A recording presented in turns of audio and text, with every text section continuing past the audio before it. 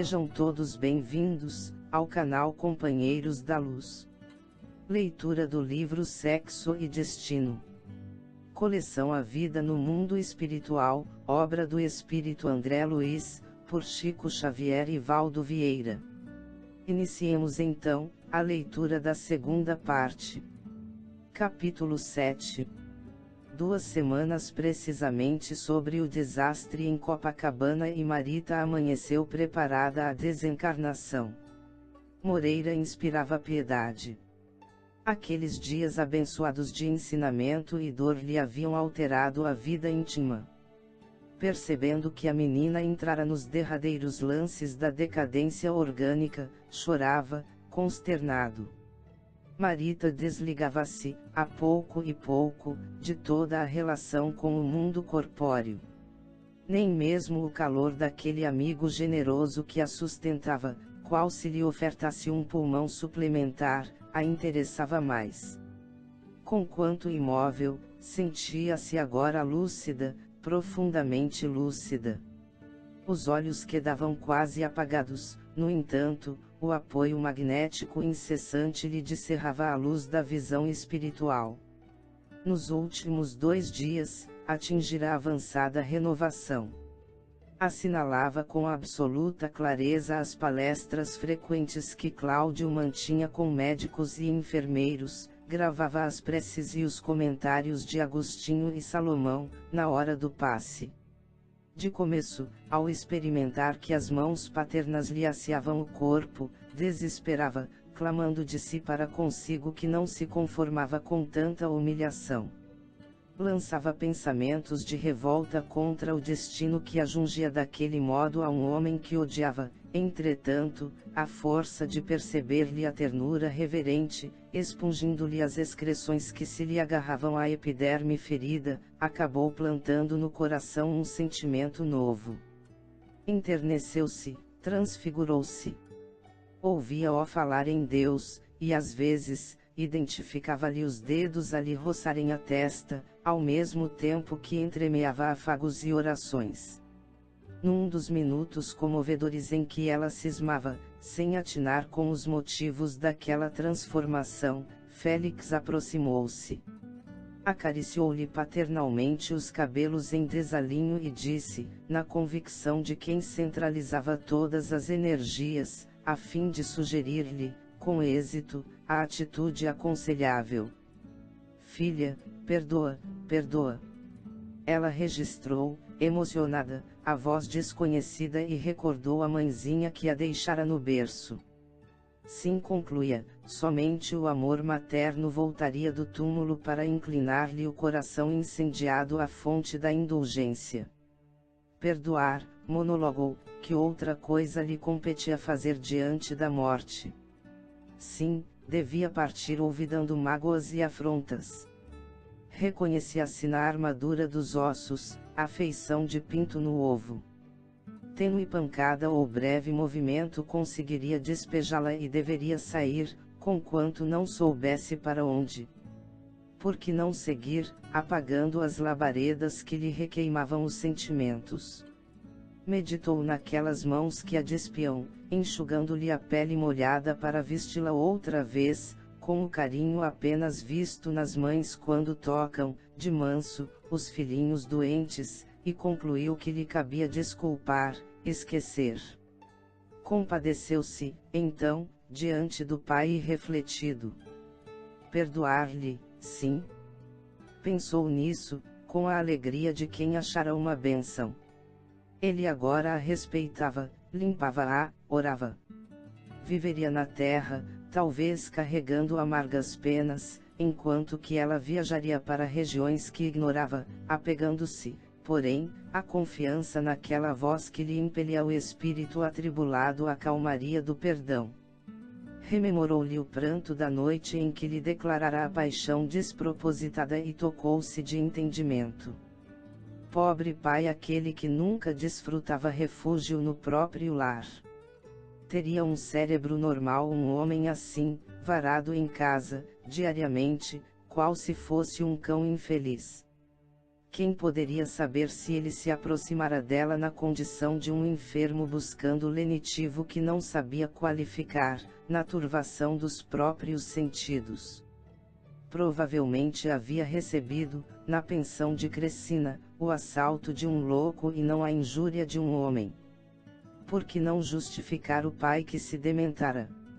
Reconstituiu-lhe, na memória, os gestos de brandura e de amor, nos brincos da infância. Cláudio lhe fora o único amigo. Se chorava em pequenina, recolhia-se-lhe ao colo, buscando o colo de mãe que não tivera. Demorou-se a revê-lo nas telas da imaginação, transportando-a nos braços para que se distraísse, admirando os bichos do jardim zoológico. Degustava, de novo, mentalmente, os sorvetes que ele lhe adquiria, prazeroso, nas tardes de verão. Recordava. Não, não? Bradava-lhe a consciência, o pai não era perverso, era bom. Como recusar-lhe compaixão se Dona Márcia o abandonava, se Marina lhe evitava a presença? De certo, sofrera muito, antes de conturbar-se. Como não exculpar a loucura de uma noite, num benfeitor de 20 anos? Por que não morrer, abençoando semelhante dedicação? De que modo condená-lo, se ele, Cláudio, prosseguia ali, paciente e abnegado, tolerando-a?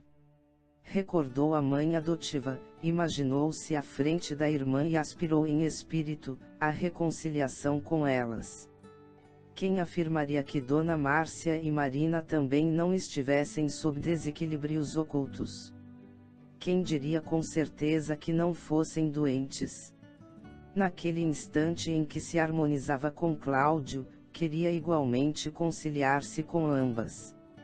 Estavam perdoadas por todas as incompreensões, e no íntimo, pedia-lhes perdão por todos os dissabores que, involuntariamente, lhes tivesse causado.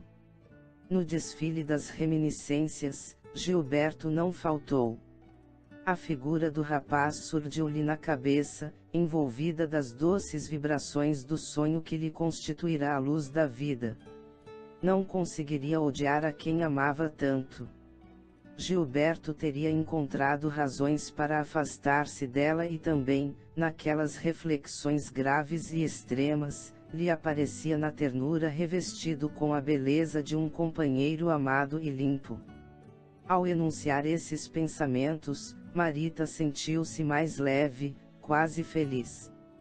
Intentou movimentar-se, gritar ao pai que ela o considerava um homem de bem, que não detinha motivo algum para acusá-lo, que os sucessos na moradia de Crescina tinham sido apenas um lamentável engano, que ela realmente morreria, rogando-lhe, no entanto, viver e continuar a ser bom. Contudo, só ao pensar no próprio soerguimento, teve a impressão de que se algemava a uma estátua. Nenhuma reação favorável nos membros hirtos, nenhuma voz na garganta que lhe parecia de pedra, todavia, tão grande e tão heróico se lhe externou o esforço da alma renovada, que bagas de pranto lhe rolaram dos olhos semimortos. Desde esse minuto solene de pacificação, começou a distinguir, vagamente, vozes e formas do plano espiritual, entre alegre e amedrontada, qual se estivesse acordando num clarão traspassado de bruma. Fitando-lhe o semblante orvalhado de lágrimas, Nogueira, reanimado, chamou o médico. Aquilo não seria indício de reação, de melhora. O facultativo, porém, meneou a cabeça, circunspecto, e pediu mais tempo de observação, a fim de pronunciar-se, concluindo no entanto, de si para consigo que a menina se achava em condição pré-agônica, transtornada, delirante. Clareado o dia que antecedeu a noite da desencarnação, o clínico prestimoso convidou Cláudio a entendimento e comunicou-lhe, por fim, que a moça não mais viveria muitas horas. Para a ciência, tudo terminava.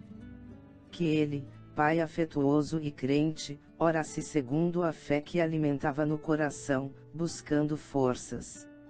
Nogueira baixou os olhos e agradeceu, humilde. Telefonou para Agostinho e Salomão, participando-lhes o aviso. Os amigos vieram à noitinha. Rogou orassem por ele, queria ser digno da fé que aceitara.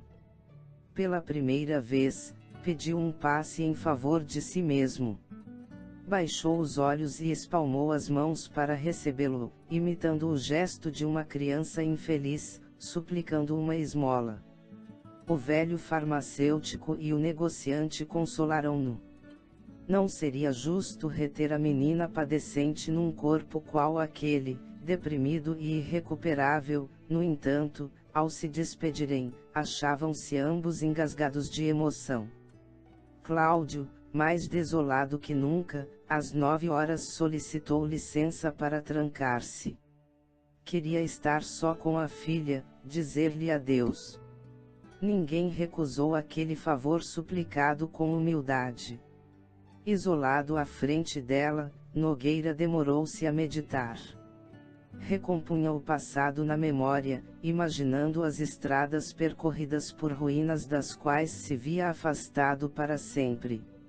Entretanto, ao fixar a agonizante, pelo amor purificado que lhe passara a dedicar, simbolizava, na existência junto dela, o futuro de que se via distante. Entre o passado que lhe inspirava repugnância e o porvir na comunhão espiritual com a filha querida, sentia-se esmagado, sozinho. Internecia-nos as recônditas fibras da alma, contemplar aquele homem vergado ao peso do suplício moral, fugindo a recordações para entrar em prece. Os gritos inarticulados do peito jugulado de angústia ao apelarem para Deus, no silêncio do quarto, assemelhavam-se a cânticos de dor que as lágrimas sufocavam. Às 11, o irmão Félix e outros amigos, incluídos Neves e Persília, estavam conosco. Em todos os semblantes, a expectativa discreta, com exceção de Moreira, que se agitava em pranto. O instrutor levantou-o num gesto de brandura, comunicando-lhe que a tarefa terminara. Que não se deveria vitalizar, por mais tempo, aqueles pulmões que a morte começava a enregelar. O triste amigo obedeceu, em choro convulso. Em seguida, impondo as mãos naquela cabeça despenteada, Félix transmitiu-lhe subitâneo calor. Marita senhoreou inopinada agilidade mental. Supunha-se reviver, renascer. Escutava os ruídos em derredor, com extrema sutileza auditiva. O benfeitor abeirou-se de Cláudio e segredou-lhe algo. Certo, sugeria-lhe conversar, despedir-se. Ignorando-se tocado pelo mentor espiritual, vimo-lo revestido de estranha coragem. Nogueira ergueu-se, avançou 2 passos e ajoelhou-se ao pé da agonizante. Pousou a cabeça rente ao corpo imóvel, mas a intensa emotividade traiu-lhe as energias. O pranto abalava-lhe os membros, ao jeito de tempestade sacudindo os galhos de um tronco prestes a cair. Marita percebe ali o arfar do tórax, na escala ascendente dos soluços, e desejou acariciá-lo, contudo, os braços se lhe afiguraram parafusados à cama. Amparado nas forças magnéticas de Félix, que passou a apoiá-lo inteiramente, Cláudio cobrou ânimo, recolheu o exemplar de O Evangelho segundo o Espiritismo, que deixara na cadeira próxima, e falou com voz trêmula. Filha do meu coração, se você me escuta, atenda a seu pai, por piedade. Perdoe-me. Não sei se você sabe que estou transformado. Conheci Jesus, minha filha, e sei hoje que Deus é misericórdia, que ninguém morre, ninguém. Sei que a justiça está em nós mesmos, que sofremos pelas males que praticamos, mas Deus não nos recusa o resgate. Compreendo o mal que fiz a você, sou um criminoso, mais nada. pense, minha filha, no remorso que carregarei pelo resto da vida. Você sabe que vou agora caminhar sem ninguém, aguentando a solidão que mereço. Onde você estiver, compadeça-se de seu pai. Confie em Jesus e nos bons espíritos. Eles sabem que você não se suicidou, sabem que sou um assassino. Ah, minha filha, pense nesta palavra assim tão triste. Assassino. Auxilie-me a lavar esta mancha da consciência. Rogue por mim aos enviados do Cristo, para que eu tenha a força de fazer o que devo fazer. Cláudio fez ligeira pausa, ao ver que o rosto da filha se cobria de lágrimas, e ansiando reconhecê-la devolvida à própria consciência para que lhe assinalasse a renovação, guardou a íntima certeza de que ela o escutava, em plena lucidez, bendizendo-lhe os votos de melhoria. Aflito e expectante, na convicção de que estava sendo ouvido e entendido, continuou. Apesar de tudo, filha querida, não fique triste com minha súplica. Sou um réu, mas tenho esperança. Veja a revelação de Jesus que eu achei. Em seguida, com as mãos trementes, num gesto de piedosa confiança, colocou-lhe o livro na mão direita inerme. A filha desperta registrou a presença do volume sobre os dedos inteiriçados e respondeu com o pranto mais vivo, mais copioso. Nogueira, encorajado por aquela manifestação de inteligência, levantou a voz e rogou-lhe escutasse o que tinha a dizer. Declarando saber-se diante de amigos espirituais, que lhe testemunhariam a sinceridade, e certo de que empenhava a própria alma nas afirmações que se dispunha a formular, abriu-se a filha. Confessou ali, diante dela, todas as faltas de que se acusava, relatou-lhe o drama de Aracélia, asseverou que sinceramente ignorava fosse ela filha dele, o que apenas viera a saber por informação de Márcia, porquanto, leviano e inconsequente qual fora na mocidade, admitia erroneamente, que Aracélia desempenhara o papel de companheira para vários homens. Participou-lhe que a esposa o chamará à realidade, na noite horrível em casa de Crescina, descreveu como se abatera, atormentado pelo arrependimento desde que a vira prostrada, implorava-lhe perdão por havê-la induzido ao suicídio. Comunicou-lhe haver lido e aprendido muito sobre reencarnação, desde o primeiro dia de hospital, e asseverou-se persuadido de que ambos se achavam ligados, através de múltiplas existências. Disse que a paixão alimentada por ele teria sido fruto da invigilância e da crueldade que ainda trazia no coração. Acrescentava, porém, ali, ante os padecimentos dela que lhe constituíam sentença de dor inapelável, que prometia regenerar-se, por mais áspero o reajuste. Fim da longa exposição, que Marita assinalou, compungidamente, frase por frase. Nogueira retirou o livro da mão pequenina e descarnada, rematando em choro convulsivo. Tenho orado e tenho recebido a misericórdia de Deus para mim, malfeitor. Mas se a bondade infinita me pode favorecer ainda com nova esmola, abençoe-me, filha querida, dê-me um sinal de benevolência, antes de partir. Se você está ouvindo o réu que sou, acompanhe-me neste desejo. Ore também. Rogue a Deus forças. Mova um dedo só para que eu saiba que você perdoou a seu pai. Não me deixe na incerteza, agora que vou recomeçar o destino, entregue às consequências de minhas próprias faltas. Registrando os soluços paternos, que lhe revolviam a alma, a jovem associou-se-lhe aos votos. Desejou ansiosamente, veementemente, satisfazer-lhe o pedido. Perdão. Perdão. A palavra ressoava-lhe no espírito, à maneira de cântico que descesse do céu, ecoando nas paredes em torno. Perdão. Aquelas 6 letras, enfileiradas em forma de sons parecerão-lhe música da eternidade, que estivesse sendo executada no firmamento, em trompas de estrelas, cujos brandos acentos lhe aliviavam o coração. A pobre menina concentrou todas as energias num pensamento de confiança e de gratidão a Deus e rogou, mentalmente: perdão, Senhor. Perdão para meu pai, perdão para mim. Perdão para todos os que erraram. Perdão para todos os que caíram. Aguçaram-se-lhe as percepções e sentiu-se como que banhada de alegria inefável. Contemplou Cláudio, distintamente agora, fitou Moreira em lágrimas, e alongando a atenção mais serenamente em derredor do leito, viu-nos a todos.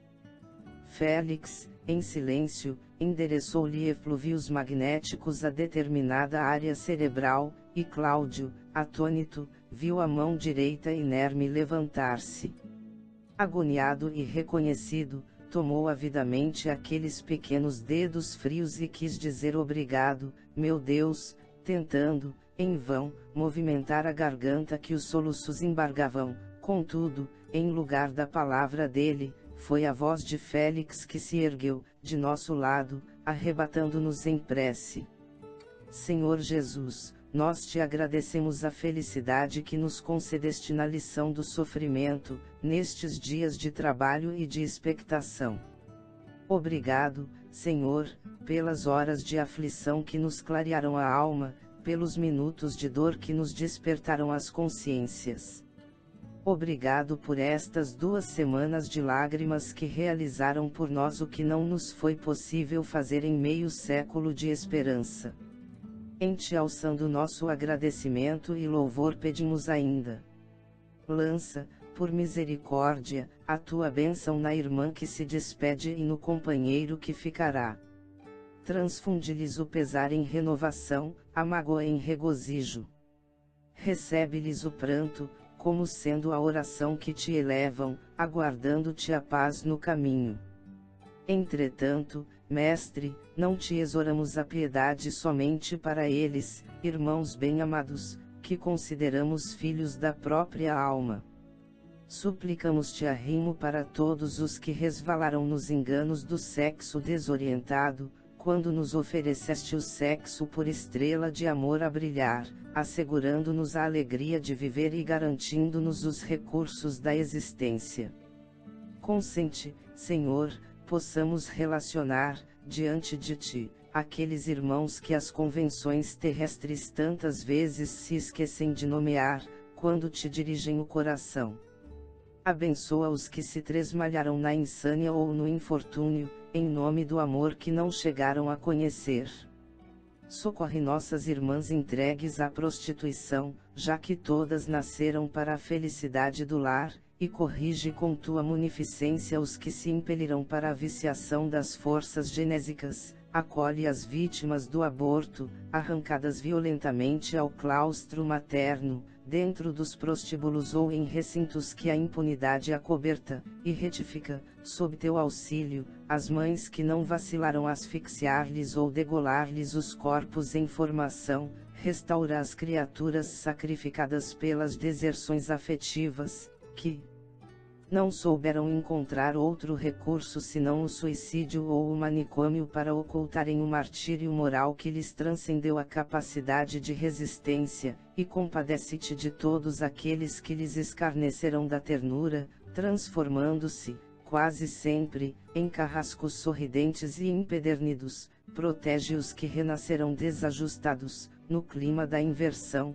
suportando constrangedoras tarefas ou padecendo inibições regenerativas, e recupera os que se reencarnaram nessa prova, sem forças para sustentar as obrigações assumidas, afogando a existência em devassidão, recolhe as crianças que foram se viciadas e renova, com a tua generosidade, os estupradores que se animalizaram, inconscientes, agasalha os que rolaram na desencarnação prematura, por efeito de golpes homicidas, nas tragédias da insatisfação e do desespero, e ampara os que se lhes tornaram os verdugos padecentes, vergastados pelo remorso, seja na liberdade atenazada de angústia ou no espaço estreito dos calabouços.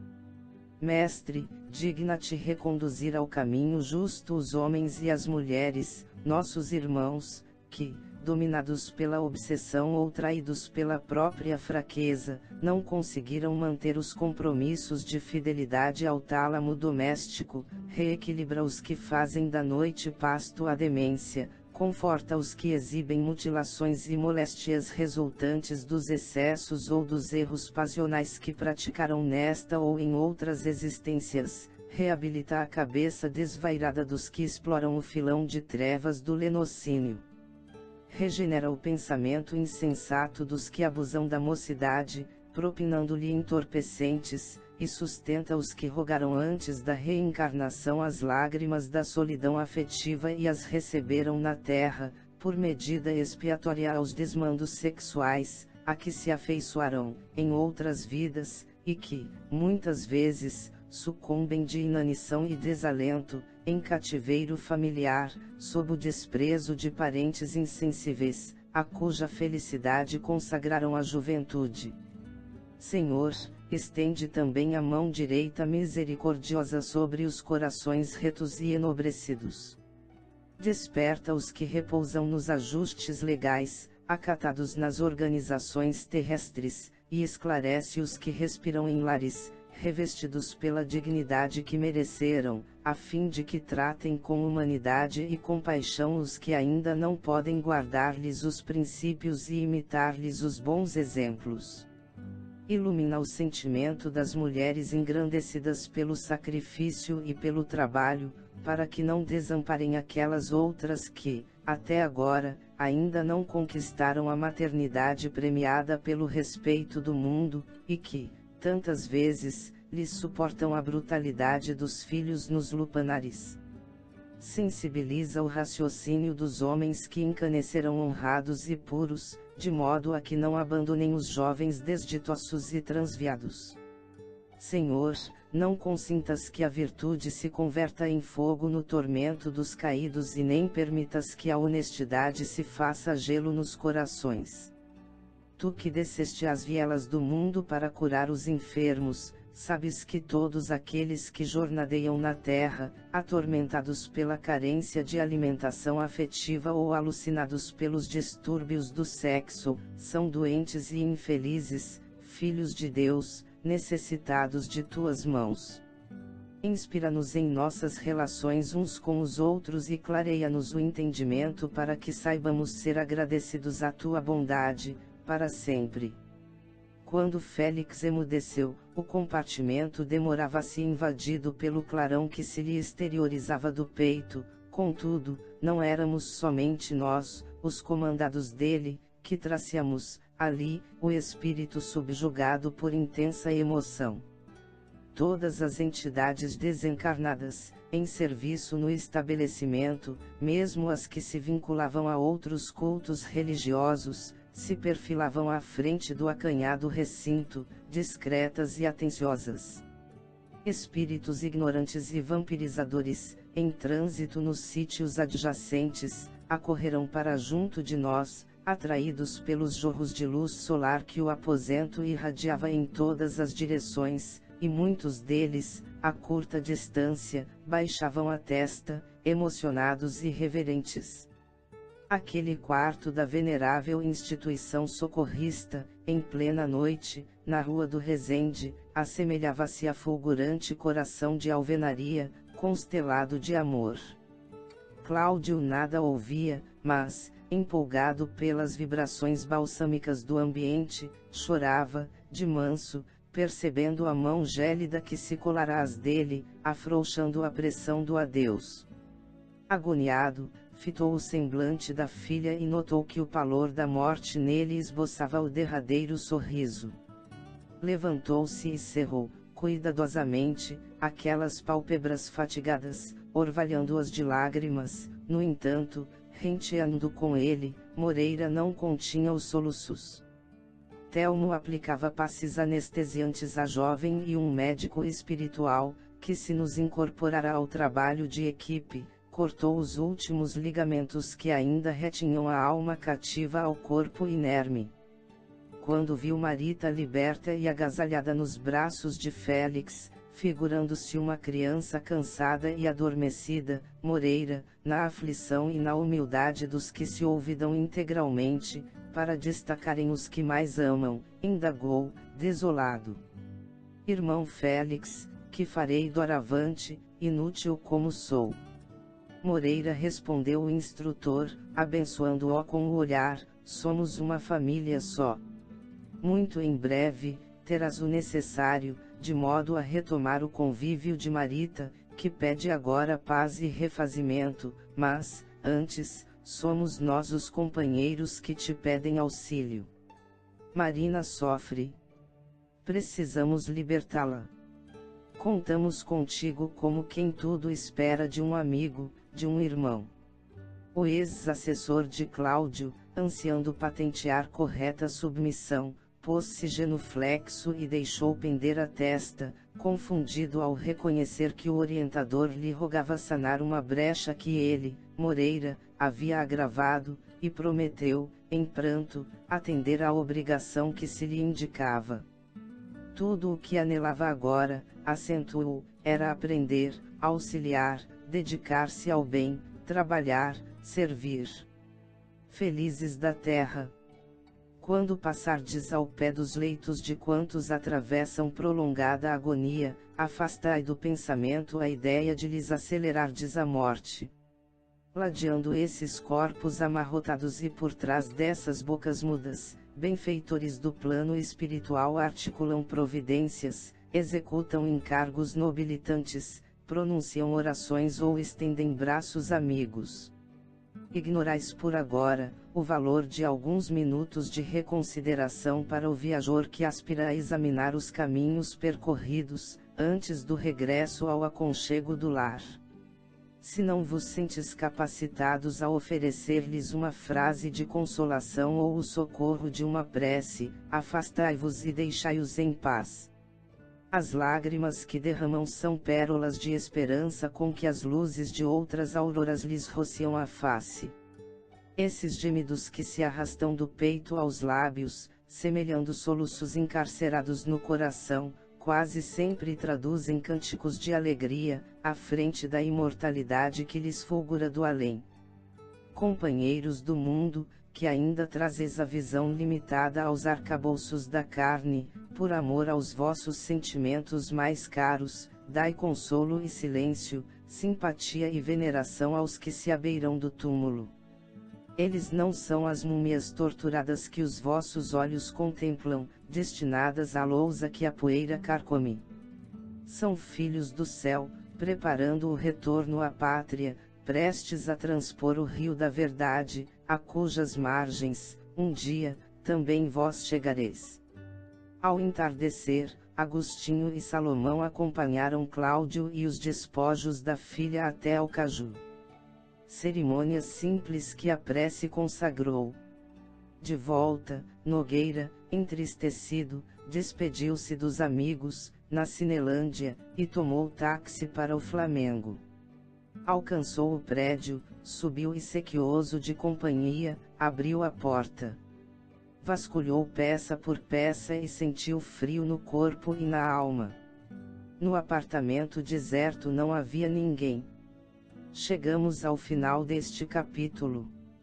Não percam o próximo desta segunda parte, de número 8. Muito obrigado, boa reflexão, que Jesus abençoe a todos.